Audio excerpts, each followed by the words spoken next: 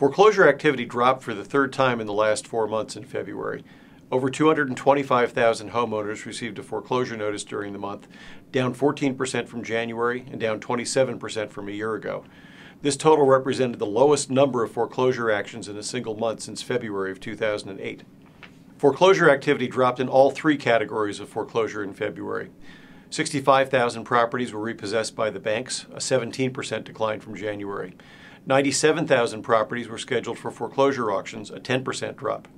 And initial default filings, notices of default and lis pendens filings, fell by 16% to a total of 63,000. Nevada continued to have the highest rate of foreclosure activity in the country. 1 out of every 119 households received a foreclosure notice in the month.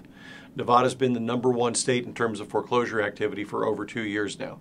Other states with high rates of foreclosure activity included Arizona, California, Utah, and Idaho. Florida, typically one of the top 3 or 4 states in the country in terms of foreclosure activity, actually dropped to number 8 as its foreclosure filings dropped by 65% compared to last year. We don't believe the drop in foreclosure activity is due to any improvement in the underlying conditions, despite the modest improvement in unemployment numbers over the last couple of months.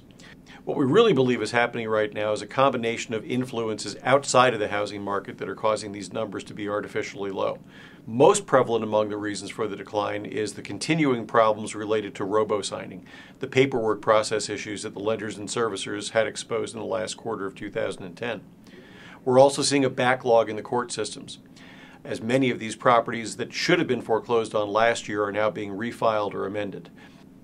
We believe one of the other gating factors in terms of foreclosure activity is backlogs in the court systems, as lenders and servicers are forced to refile and amend paperwork on tens of thousands of foreclosure actions that started last year and were filed inappropriately. In fact, had we included refilings of foreclosure actions that were inappropriately filed last year by lenders and servicers, February numbers would have been up by as much as 30%. So what we're looking at right now is a period of time during which foreclosure numbers are going to be a little bit lower artificially than they really should be given market conditions. Clearly, it's taking lenders, servicers, and the court system longer to work through the reprocessing of this paperwork than anybody had forecast.